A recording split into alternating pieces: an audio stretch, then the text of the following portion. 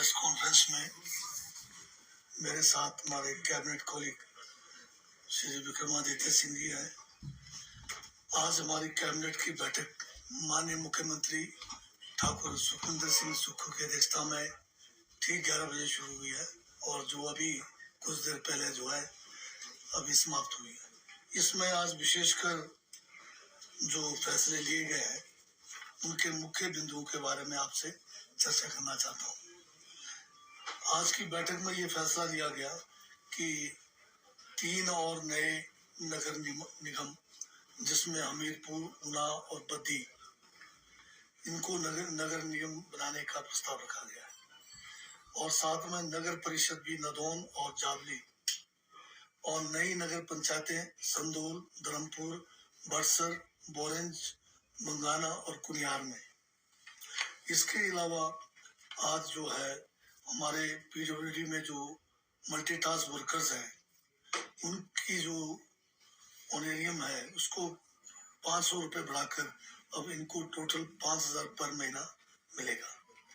इसके साथ में यहाँ पर जो है कि कैबिनेट ने ये भी आज जो है प्रस्ताव में फैसला किया कि जो 70 साल से ऊपर जो हमारे वरिष्ठ नागरिक हैं उनको आयुष्मान भारत की स्कीम योजना है उसमें लाया जाएगा और इनको जो है एडिशनल जो टॉप अप करके कुल 5 लाख रुपए पर एनम का जो है इनको फायदा दिया जाएगा।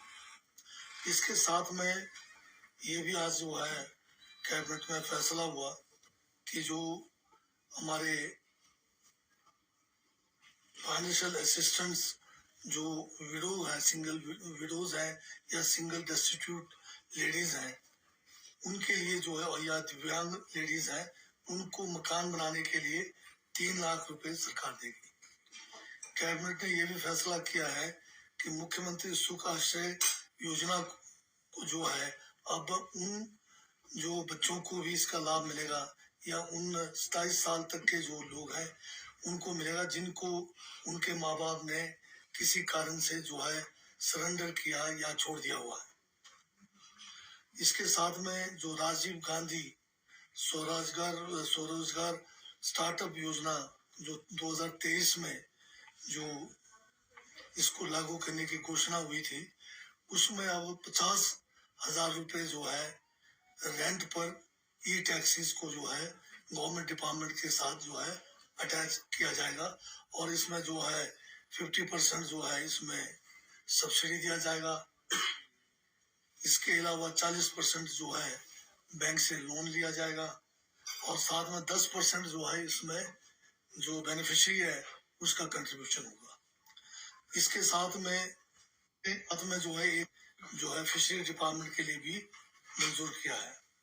कैबिनेट ने साथ में 25 post assistant state taxes and excise officers जो है एक्साइज एंड टैक्सेशन डिपार्टमेंट के लिए भी स्वीकृत किया है।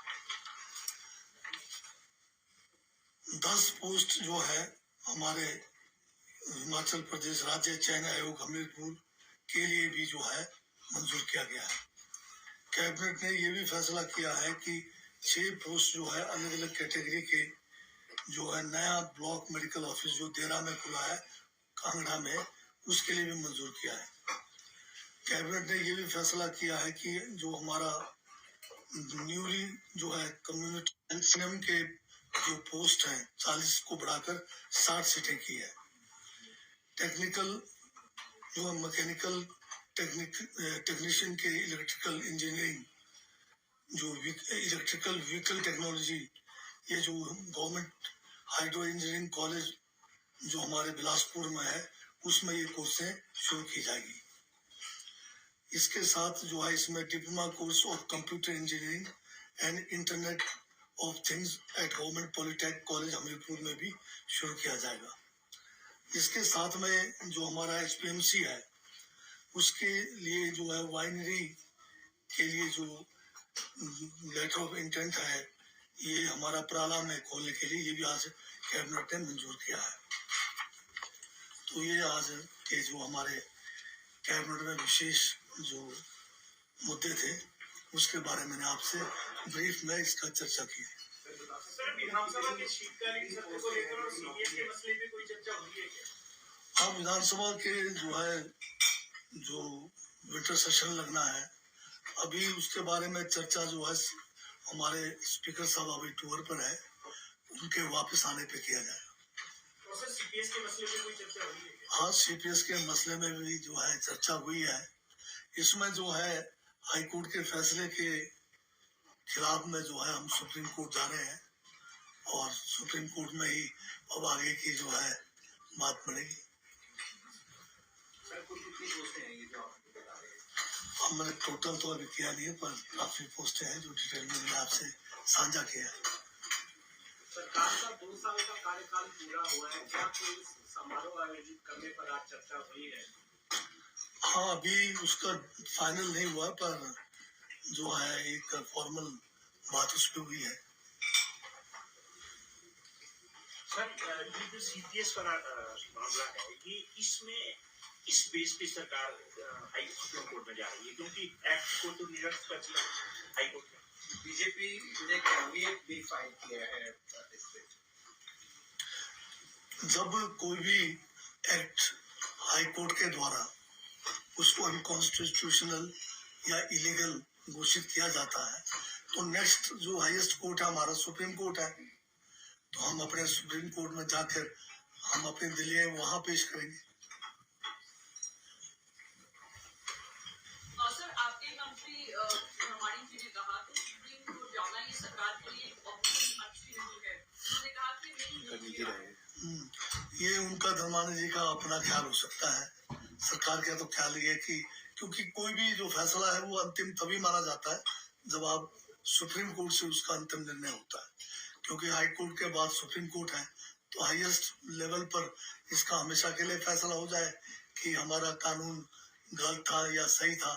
हमारे हिसाब से तो जो हमने सीपीएस का कानून बनाया, ये कानून बिल्कुल कॉन्स्टिट्यूशन के परिधान उसके तहत था, उससे बाहर नहीं था। क्योंकि जिस अन्य जो स्टेट्स के सीपीएस के केसों का हवाला दिया जा रहा है, जिसमें आसाम का है, आसाम के केस में सीपीएस को मंत्री का दर्जा दिया गया है, जबकि हमारे एक्ट में सीपीएस को कोई मंत्री का दर्जा नहीं है प्राप्त। तो ये भी एक बहुत बड़ा मुद्दा है। और बाकी दूसरी बात है कि एक और हमारे माननीय हाईकोर्ट ने फैसला किया है कि जो ऑफिस ऑफ प्रॉफिट 1971 का जो कानून है, उस कानून को तो निरस्त नहीं किया है, परंतु उसके अंदर जो क्लॉज डी है 3G, जिसमें सीपीएस को उस के ऑफिस ऑफ प्रॉफिट से बाहर रखा गया है, उसको भी उन्होंने एक किस्म से इनवैलिड किया है। तो उसके बारे में हमें सुप्रीम कोर्ट में इसका अपील करना है। भाजपा इसको लेकर अब मेंबरशिप समाप्त करने की मांग कर रही है। हाँ, भाजपा तो शुरू से चुनाव में जब से बाहर हुए हैं, लोकतांत्रिक तरीके को मानने को तैयार नहीं है।